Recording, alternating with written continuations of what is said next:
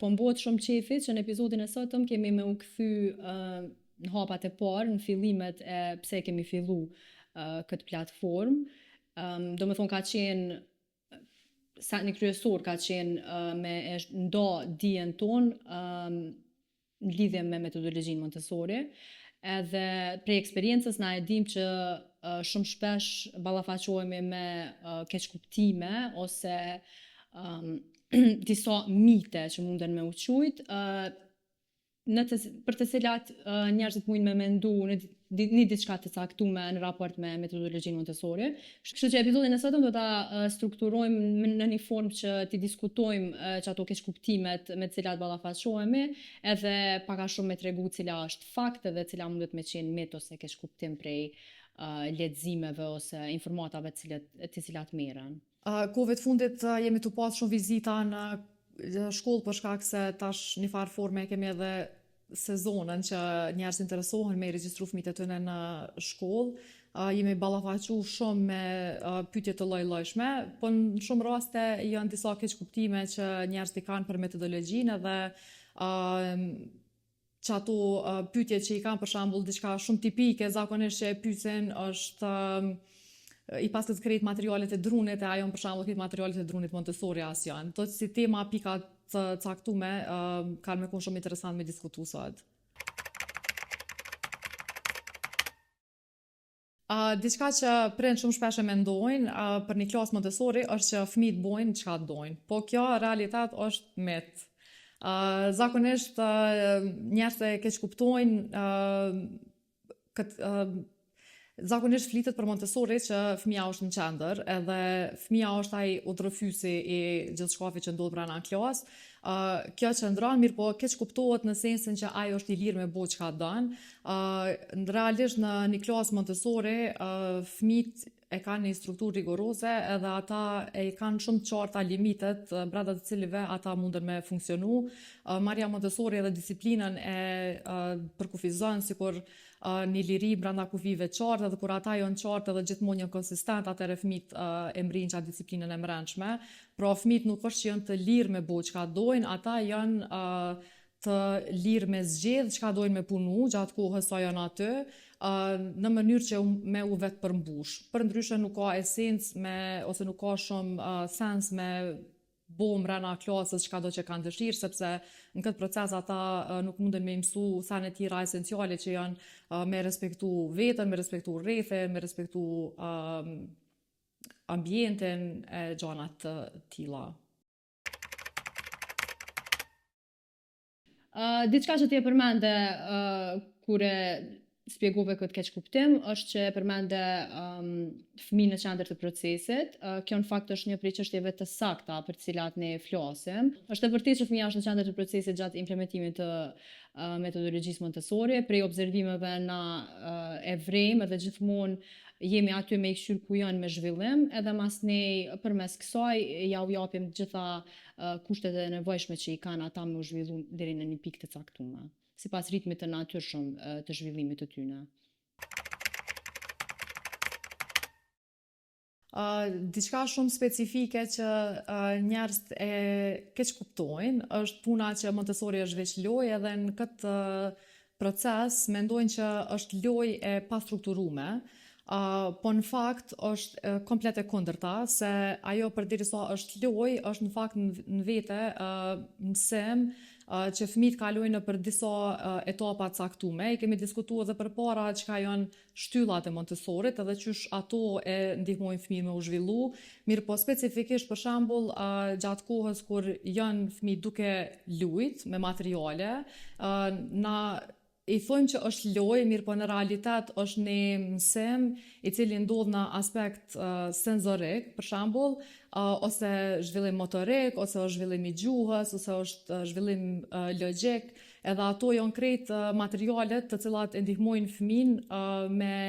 mësu nëpërmjet lojës. Pra na gjithmonë e bëjmë shumë interesant procesin e mësimit, edhe fëmijëve ju duket sikur është lojë, mirë po ata për shembull janë në proces me i zhvillu ta thojmë aspektin senzorik, pra zhvillimin e shqisave një fardhore. Do me thonë në një formë kjo është një gjysmë miti, për shkak që është lojë, thjesht e ka një strukturë mbrapa vetës e cila ndiqet në mënyrë të pavetëdijshme. Një prej çështjeve që mendoj që ma shumë është pyetje prej edukatorëve, për shkak që na e bojmë trajnimin edhe shohim sa janë të rëndësishme pikat me detaje, gjëra që bëhen brenda në klas. Mendoj që është një keqkuptim që thuhet sikur Montessori u përshtatet ose është vetëm për fëmijët që janë më të qetë. Në fakt na e kemi pa që është e kundërta në një ambient ku është i rrituri në qendër dhe duhet me u ndjek, fëmijët gjithmonë e kanë tendencën me refuzu. Në momentin kur ata kanë autonomi të plotë mbi gjërat të cilat vendosin me i bo, masnej është një proces tjetër që ndodh, që lidhet shumë me qetësinë e brendshme, edhe me faktin që ata po ndjekin diçka për cilën shprehin interes, e jo pse dikush po i drejton diku. Bile diçka shumë edhe ma specifike është puna që njerëz besojnë që Montessori nuk është për fëmijë shqiptar. Kjo është mit. Absolutisht kjo nuk qëndron. Për eksperiencës time që kom pas rast me shku në për shkollat ndryshme Montessori në për Evropë, e kom pa që në fakt fëmijët janë të njëjtë gjithkohë, pa dallim për nacionalitetit për cilët ata janë. Fëmijët sillen njëjtë, nëse ja u jep hapësinën e duhur, ata kanë me gjetë qetësinë e brendshme. Po edhe Maria Montessori vetë në fakt kur ka udhëtu, për shembull herën e parë kur ka shku në Indi, e ka kuptuar të njëjtin sen, që në fakt krejt fëmijët janë të njëjtë kudo në botë. Ata e kanë një perceptim të caktuar për botën që i rrethon, edhe Maria Montessori nëpërmjet observimeve të saj e ka pa që kur ja u jep hapësinën e duhur, ata e gjejnë qetësinë e brendshme, dhe absolutisht nuk është e vërtetë që Montessori nuk është për fëmijë shqiptar ose nuk është për fëmijë të nacionalitetit caktuar ose që është për fëmijë të qetë, plus që është mit që fëmijët janë të qetë, se fëmijët në fakt e kallëzojnë veten e shfaqin veten ashtu siç janë, pa asnjë problem as kompleks. Mendoj që edhe është shumë karakteristike për klasën Montessori që është deri diku e zhurmshme. Mendoj që ajo e pasqyron çat lumturinë brenda që po ndodh dhe secili është tu e përjetuar vetë.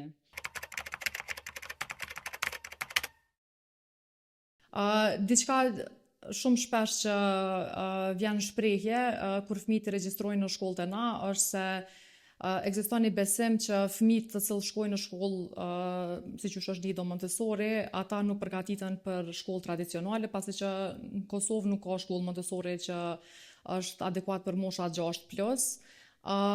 Kjo është mit, për arsye se edhe në vitin 2020 e kanë bërë një studim Zvicër, cilin kom pas rast me dëgju prej personit që e ka bërë studimin. I kanë krahasu dy grupe të fëmijëve të cilët kanë shku, një grup ka qenë mosha 1 deri në 6 vjeç, të cilët kanë shku në shkolla Montessori, edhe një grup i fëmijëve që kanë shku në shkolla tradicionale prej moshës 1 deri në 6 vjeç, mirë po këto dy grupe pasaj në moshën 6 vjet kanë shku të gjithë në shkollë tradicionale publike në Zvicër. E kanë bërë një lloj të testimit me MRI, me rezonancë, edhe i kanë testu fëmijët me pas sa e kanë ata mundësinë me procesu informata dhe sa shpejt. Edhe ka dalë në fakt që fëmijët që shkojnë në për shkolla Montessori e kanë kapacitetin me bu procesim logjik shumë më të shpejt, për arsye se krejt materialet Montessori e kanë një anglisht quhet built-in control of error. Në momentin që fëmia është të punu me këtë material, ai material nuk funksionon nëse nuk është u bë drejt ç'është duhet. Ndërsa edhe kupton fëmia me kohë që problemi është diçka që është e jashtme dhe nuk është e brendshme e fëmisë. Nuk ka të na fëmijë të cilët vinë edhe thonë unë nuk di me bo një diçka caktume. Përkundrazi, ata gjithmonë mundohen me gjetë mënyra kreative me zgjidh problemin, për shkak se e shohin ato si diçka që është e jashtme. Ndërsa nëse fëmijët shkojnë në një shkollë tradicionale deri në moshën 6 vjeçare dhe ta zem krejt duhet me vizatu një mollën, për shembull, krejt fëmijët e vizatojnë mollën, për shkak se dikush natyrshëm ka pak më shumë afinitet me vizatu, edhe ky fëmiu që nuk e ka natyrshëm, ndoshta është natyrshëm diçka më mirë din me bo me gjithë probleme logjike, e shef veten si problem, për shkak se nuk mundet në një moshë qaq të re edhe të hershme me gjyku drejt edhe me thonë që ok, shoku jam veç ka natyrshëm talent, po mendojnë që ai është problemi edhe ai nuk din me vizatu mollën. Pra, materialet Montessori e përgatisin fëmin për klasën e parë ose për shkollë tradicionale, shumë ma shumë se sa që mundet me përgatit një shkollë tradicionale. Kjo për shkak se krejt materialet të cilat ata janë të punu gjatë saj kohe, e ndihmojnë me i pa probleme si diçka që janë t'jashtme me cilat ata mundet me i zgjidh, edhe për te i kësaj i ndihmon për shembull me aspektin e fokusit, kanë shumë ma shumë vetë besim, kanë kapacitet mull me punu në disa çështje në detyra cilat ja u jep mësuesi ose mësuesja kur dalin ata në shkollë fillore. Pra kjo është një mit i cili nuk qëndron edhe absolutisht është shumë ma mirë edhe shumë është shumë ma mirë me shku fëmijët në një shkollë Montessori për arsye se shumë ma shumë përgatiten për klasën e parë, po siç e kemi thonë gjithmonë ata në fakt na i përgatisin për jetë jo veç për klasë parë ose veç për shkollë. Mendoj që në qëtë çështje caktume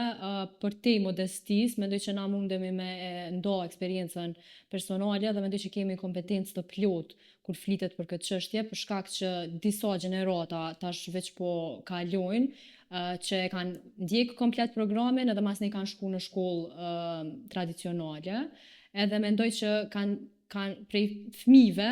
kanë qenë fëmijë që për një me kanë qenë karakteristik edhe i kanë ndjek krejt procesin e shkollës fillore, ndoshta shumë ma letë se dikush tjetër që ka mujt me ndjek tjetër metodologji të mësimit parashkollor. Vlen mu cek që shumica e fëmijëve që e përfundojnë shkollën të na, në fakt përfundojnë të shku në shkolla publike në Kosovë, që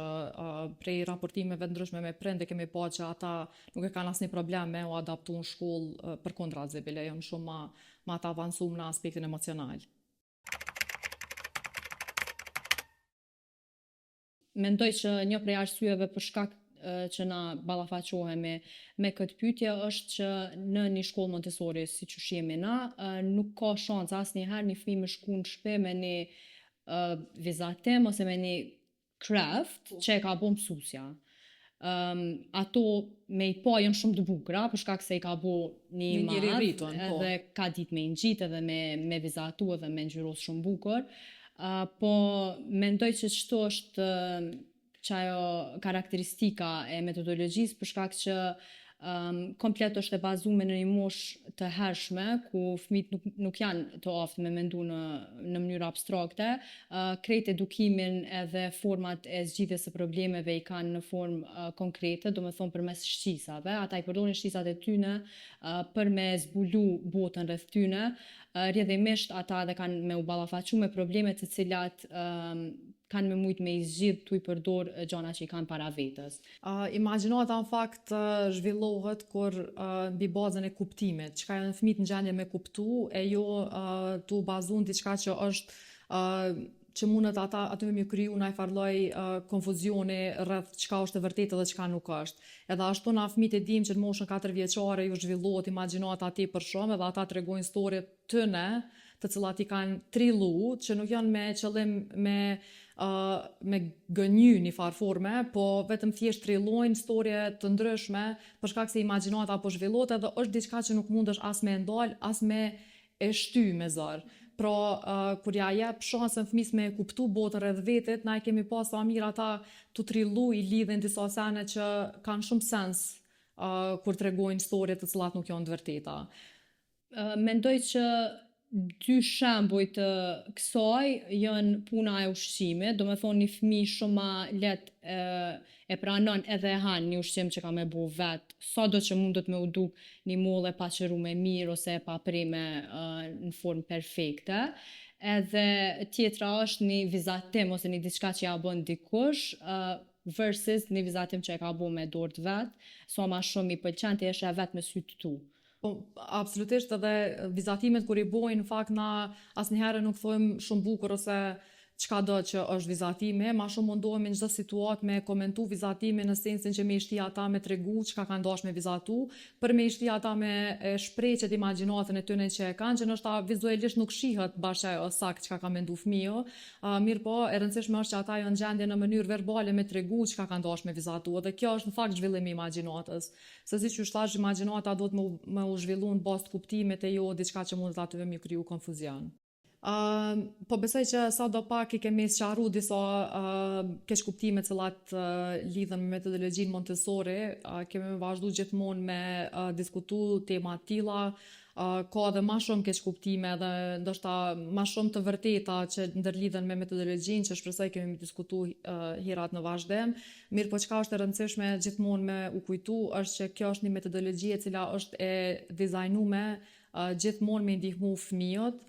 me u zhvillu e pak ma pak me pas keq interpretime që vijnë prej të rriturve, për shembull, të cilët nuk janë rritur në një metodologji siç është kjo.